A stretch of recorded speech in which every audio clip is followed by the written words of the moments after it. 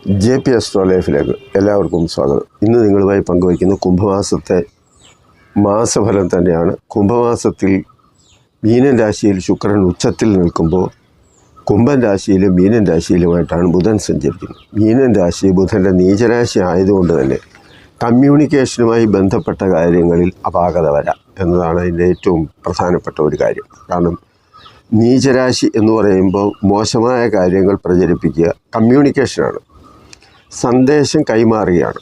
അത് യൂട്യൂബ് ആയാലും വാട്സപ്പ് ആയാലും ഇൻസ്റ്റാഗ്രാം ആയാലും അതുപോലെ തന്നെ ഏത് രീതിയിൽ മൊബൈലായാലും ടാബായാലും കമ്പ്യൂട്ടറായാലും എങ്ങനെയുള്ളതായാലും മാധ്യമം ഇനി മറ്റു മാധ്യമങ്ങളായാലും ഏത് വിധത്തിൽ സന്ദേശങ്ങൾ അല്ലെങ്കിൽ വിവരങ്ങൾ കൈമാറുന്നു അതിനൊക്കെ തന്നെ അപാകതകൾ വരാം എന്നതാണ്. അതായത് ഇലക്ട്രോണിക് മാധ്യമ രംഗമാണെങ്കിൽ അതിനെന്തെങ്കിലും തകരാറ് സംഭവിക്കും, അല്ലെങ്കിൽ തെറ്റായ കാര്യങ്ങൾ മറ്റുള്ളവർക്ക് പ്രചോദനം നൽകുന്ന വിധത്തിൽ പ്രചരിപ്പിക്കുന്നതാകാം. അങ്ങനെ ഏത് വിധത്തിലുള്ളതായാലും ഈ സന്ദേശവാഹകൻ എന്ന നിലയിൽ ബുധൻ നീചരാശിയിൽ വരുമ്പോൾ അത് മറ്റു തരത്തിലുള്ള കാര്യങ്ങളുമായി, അതായത് മോശം കാര്യം, സത്യസന്ധമായ കാര്യങ്ങളെ മറച്ചു വെച്ചല്ലാത്ത കാര്യങ്ങളെ പ്രചരിപ്പിക്കുക, അതുപോലെ ഡിവൈസിന് എന്തെങ്കിലുമൊക്കെ കുഴപ്പങ്ങൾ സംഭവിക്കുക, ഇങ്ങനെയൊക്കെയുള്ള കാര്യങ്ങളാണ് സൂചിപ്പിക്കുന്നത്. നമുക്ക് വീഡിയോയിലേക്ക് പോകാം. ഈ വീഡിയോയിൽ തുലാം വൃശ്ചികം രാശിയെക്കുറിച്ചാണ് ഇന്ന് പറയുന്നത്. തുലാം വൃശ്ചികം രാശി എന്ന് പറയുമ്പോൾ ആദ്യം തുലാം രാശിയാണ്. ചിത്രയുടെ 3-4 പാദങ്ങൾ, അതുപോലെ ചോതി വിശാഖത്തിൻ്റെ 1-2-3 പാദങ്ങളിൽ ചേരുന്നതാണ് തുലാം രാശി. അതിനെ സംബന്ധിച്ചാണ് ഈ വീഡിയോ തുടങ്ങുന്നത്. തുലാം രാശിയുടെ രാശാധിപൻ എന്ന് പറയുന്നത് ശുക്രനാണ്. ശുക്രനും രാഹുവും കൂടിയാണ് മീനൻ രാശിയിൽ നിൽക്കുന്നത്.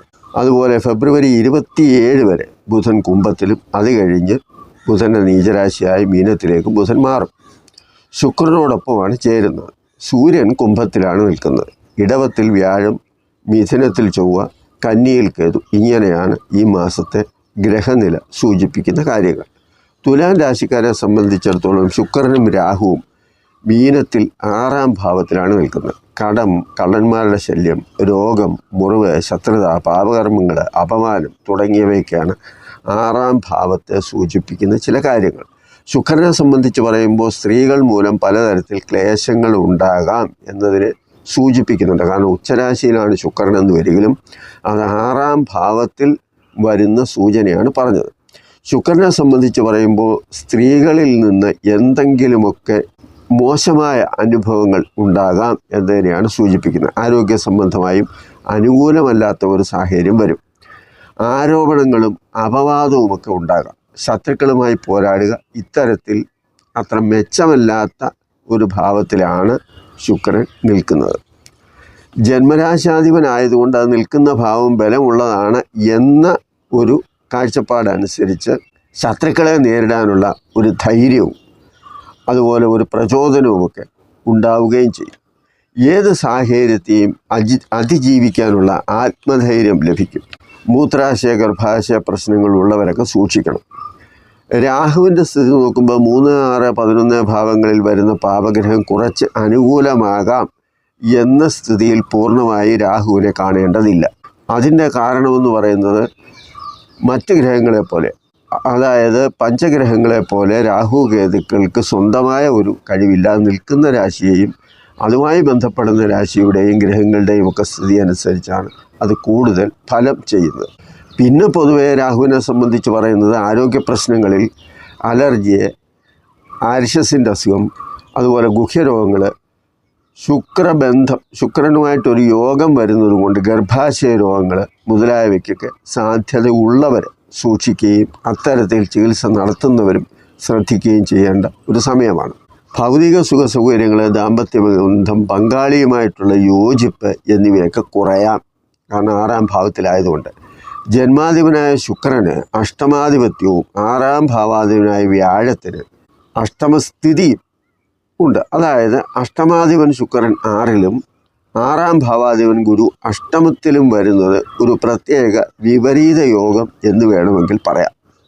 സ്വന്തം കാര്യം സാധിക്കാൻ തിരഞ്ഞെടുക്കുന്ന വഴികൾ ധാർമ്മികത ഉണ്ടാകണം എന്ന് നിർബന്ധമൊന്നുമില്ല. ഈശ്വരചിന്തയും കുറയും. ആഡംബര സുഖ ജീവിതം ചില ശത്രുക്കളെയൊക്കെ ഉണ്ടാക്കി വയ്ക്കുകയും ചെയ്യും. അഥവാ അനുകൂലിക്കാത്തവരെ തേടിപ്പിടിച്ച് ശത്രുക്കളെ ഇല്ലായ്മ ചെയ്യാൻ വേണ്ടി മുന്നോട്ട് പോവുകയും ചെയ്യും. ബഹുമാനിക്കേണ്ടവരെ ആദരിക്കില്ല, നല്ല ഉപദേശങ്ങൾ അംഗീകരിക്കില്ല, കാര്യം നടക്കണം, ജയിക്കണം, ഈ ചിന്ത മാനസികമായ ഒരു പ്രത്യേക നിലയിലേക്ക് കൊണ്ടുവരും. അങ്ങനെ പുതിയ ശത്രുക്കളെ ഉണ്ടാക്കും. സ്ത്രീകൾ എതിരാവും, അഥവാ പങ്കാളിക്ക് ആരോഗ്യ പ്രശ്നം മൂലം വിഷമിക്കേണ്ട ഒരു സ്ഥിതി വരും. ബുധനും ശനിയും കുംഭത്തിൽ നിൽക്കുന്നത് അത്ര നല്ലതല്ല. ഫെബ്രുവരി 27 വരെയാണ് ബുധൻ കുംഭത്തിലുള്ളത്. ബുധ ശനി യോഗം എന്ന് പറയുന്നത് ഒരു കപടബുദ്ധിയെ സൂചിപ്പിക്കുന്നതാണ്. 5-ലെ ബുധൻ ആഭിചാര കർമ്മങ്ങളിൽ താല്പര്യം ഉണ്ടാക്കുന്ന ഒരു സാഹചര്യം വരും. മനസ്സ് അത്തരം കാര്യങ്ങളിൽ സന്തോഷം കണ്ടെത്തും. അതായത് നമ്മളെ എതിർക്കുന്നവരും നമുക്ക് പണി തരുന്നവരെയും എങ്ങനെ ഇല്ലാതാക്കാം എന്നതൊക്കെയാണ് അന്നേരം മനസ്സിൽ തോന്നുന്ന കാര്യം. 5-ാം ഭാവം സന്താനഭാവം കൂടിയാണ്. ശനി ഓർമ്മക്കുറവ്, വിഭ്രാന്തി, ഒരുതരം ഭയം എന്നിവയൊക്കെ മനസ്സിൽ ഉണ്ടാക്കുകയും ചെയ്യും. അതിന് പരിഹാരമായി തനിക്ക് നേരെ ഉണ്ടാകുന്ന പ്രശ്നങ്ങൾക്ക് ധാർമ്മികമല്ലാത്ത വഴികളിലൂടെ കാര്യങ്ങൾ നടത്തി മുന്നേറാൻ ശ്രമിക്കും. ഇത് സന്താനഭാവത്തിൽ മാത്രമല്ല, വിദ്യാഭ്യാസ കാര്യത്തിലും മാറ്റം വരുത്തും. നല്ല രീതിയിൽ പഠിച്ചുകൊണ്ടിരിക്കുന്നവർക്ക് പെട്ടെന്ന് അലംഭാവവും അലസതയും വേണ്ടാത്ത ചില ചിന്തകളും വന്നുകൂടാൻ സാഹചര്യമുണ്ടാക്കും. 9-ലെ ചൊവ്വ പിതാവുമായി കലഹത്തെ ഉണ്ടാക്കുന്നതും പിതാവുമായി അഭിപ്രായ വ്യത്യാസം ഉണ്ടാക്കുന്നതുമാണ്. അതുപോലെ തന്നെ പിതാവിന് ആരോഗ്യ സംബന്ധമായി അത്ര നല്ല സമയവും ആയിരിക്കണമെന്നില്ല. എന്നാൽ രാഷ്ട്രീയത്തിലുള്ളവർക്കും ഭരണതലത്തിൽ പ്രവർത്തിക്കുന്നവർക്കും ഗുണമുണ്ടാകും. വസ്തു, വാഹനം എന്നിവയുമായി ബന്ധപ്പെട്ട കേസുകൾ ഉണ്ടെങ്കിൽ ഗുണമുണ്ടാകും. പോലീസ്, പട്ടാളം മുതലായ പ്രതിരോധ സേനയിൽ പ്രവർത്തിക്കുന്നവർക്ക് നല്ല സമയമാണ്. കച്ചവട താല്പര്യങ്ങൾക്ക് അഥവാ ലാഭം മാത്രം ആഗ്രഹിച്ച് പ്രവർത്തിക്കുന്നവരെ സംബന്ധിച്ചിടത്തോളം ഈ സമയം അത്ര നല്ലതല്ല. ധാർമ്മികവും മനുഷ്യത്വപരവും ഈശ്വരന് നിരക്കുന്നതുമായ കാര്യങ്ങൾക്ക് പ്രാധാന്യം നൽകി മുന്നോട്ട് പോവുകയാണെങ്കിൽ വലിയ പ്രശ്നമൊന്നുമില്ലാതെ തന്നെ ഈ തുലാം രാശിക്കാർക്ക് കുംഭമാസം തരണം ചെയ്യാൻ സാധിക്കും എന്നതാണ്. അതുകൊണ്ട് ശ്രദ്ധിച്ചും ഈ പറഞ്ഞ കാര്യങ്ങൾ ആലോചിച്ചും മുന്നോട്ട് പോകണം എന്നാണ് പറയാനുള്ളത്. ഇനി വൃശ്ചികൻ രാശിയിലേക്ക് പോകുമ്പോൾ, വൃശ്ചികൻ രാശി എന്ന് പറയുമ്പോൾ വിശാഖത്തിൻ്റെ 4-ാം പാദം, അനിഴം, കേട്ട. വൃശ്ചികൻ രാശിക്ക് ജന്മരാശാധിപനായ ചൊവ്വ അഷ്ടമത്തിൽ മിഥുനത്തിലാണ് നിൽക്കുന്നത്. അത്ര നല്ല കാര്യമായിട്ട് 8-ലെ ചൊവ്വ സൂചിപ്പിക്കുന്നില്ല. സഹോദരങ്ങളുമായി ചില അഭിപ്രായ വ്യത്യാസത്തിന് സാധ്യത വരാം. സാമ്പത്തിക വിഷയങ്ങളിൽ, അതായത് കൊടുക്കൽ വാങ്ങൽ കൃത്യമായി നടക്കാതെ വരാം. ഭൂമി സംബന്ധമായ കാര്യത്തിൽ വിൽക്കാനായാലും വാങ്ങാനായാലും ചില തടസ്സങ്ങളൊക്കെ ഉണ്ടാകാം. കുട്ടികളുടെ വിദ്യാഭ്യാസം, ജോലി മുതലായവയ്ക്ക് വേണ്ടിയുള്ള സാമ്പത്തികം കണ്ടെത്തുന്നതിൽ ചില പ്രയാസങ്ങളൊക്കെ ഉണ്ടാകും.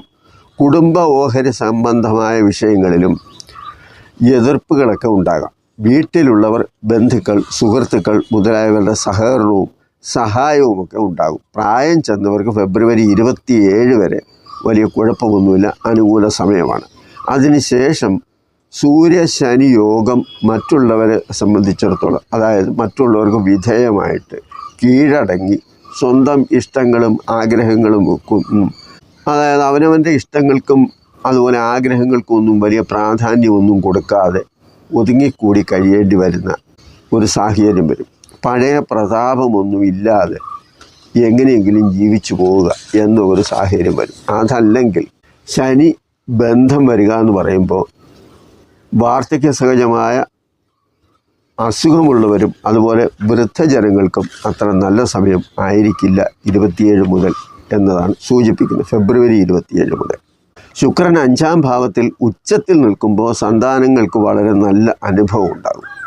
വിദ്യ കൊണ്ടും ബുദ്ധി കൊണ്ടും എല്ലാവിധ സുഖ സൗകര്യങ്ങളോടെയും ജീവിക്കാനുള്ള സാഹചര്യം ശുക്രൻ ഉണ്ടാക്കിത്തരും. മറ്റുള്ളവരുടെ ഇടയിൽ ഒരു പ്രത്യേക പരിഗണനയും ലഭിക്കും.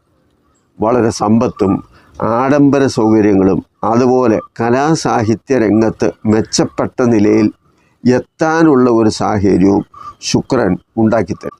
സർക്കാർ തലത്തിൽ അംഗീകാരം ലഭിക്കാനുള്ള സാഹചര്യവും ഉണ്ടാകാം.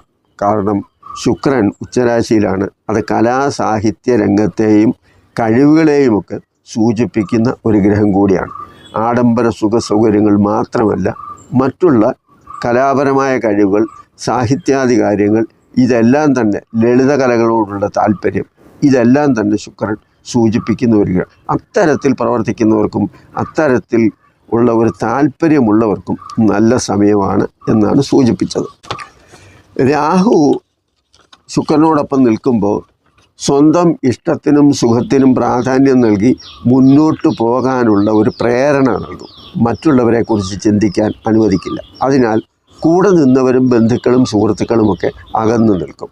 ഫെബ്രുവരി 27 മുതൽ ബുധൻ നീചരാശിയായ മീനത്തിൽ ശുക്രനോടൊപ്പം നിൽക്കുമ്പോൾ ദുർബുദ്ധിയും കുടിലതയും കാപട്യവും ബുദ്ധിമോശവും ഉണ്ടാക്കാനായിരിക്കും ബുധൻ ശ്രമിക്കുക. എന്ന് പറഞ്ഞാൽ തെറ്റായ വിവരങ്ങൾ ധരിപ്പിക്കുക, അതുവഴി മനുഷ്യനെ തെറ്റിദ്ധരിപ്പിക്കുക, അങ്ങനെയൊക്കെയുള്ള സാഹചര്യങ്ങൾ വരും. മനസ്സ് ആവശ്യമില്ലാത്ത ആഗ്രഹത്തിൻ്റെ പുറകെ പോകും. ബുദ്ധിഹീനമായ കാര്യങ്ങളിൽ പരാജയവും ശത്രുതയും പേരുദോഷവും ഉണ്ടാകാനുള്ള സാഹചര്യം ഉണ്ടാകാം. എല്ലാവർക്കും ഇല്ലെങ്കിലും അത് ബുധൻ അല്പം മോശമായിട്ടൊക്കെ ജാതകത്തിലുള്ളവരെ സംബന്ധിച്ചൊക്കെ ഉണ്ടാകാനുള്ള സാധ്യതയുണ്ട്. സന്താനങ്ങളുടെ വിജയത്തിന് വേണ്ടി കാര്യങ്ങൾ എന്തെങ്കിലുമൊക്കെ ചെയ്യാൻ ഉദ്ദേശിക്കുമ്പോൾ അതിനൊക്കെ ഫലമുണ്ടാകും. 5ാം ഭാവാധിപനായ വ്യാഴം 7 നിൽക്കുമ്പോൾ എന്തെല്ലാം പ്രശ്നങ്ങൾ വന്നാലും ഈശ്വരാധീനം മൂലവും നല്ല ഒരു പങ്കാളി മൂലവും അല്ലെങ്കിൽ അവരുടെ സപ്പോർട്ട് മൂലവും പ്രശ്നങ്ങൾ തരണം ചെയ്ത് മുന്നോട്ട് പോകാൻ സാധിക്കും എന്നതിനെയും സൂചിപ്പിക്കുന്നുണ്ട്. നല്ല മാർഗത്തിലൂടെ മുന്നോട്ട് പോകണം എന്ന ഒരു ചിന്തയും പ്രേരണയും നൽകും. 8ലെ ചൊവ്വ പല കാര്യങ്ങൾക്കും തടസ്സമുണ്ടാക്കാം എന്നതാണ് അതിൻ്റെ ഒരു പ്രധാന കാരണം.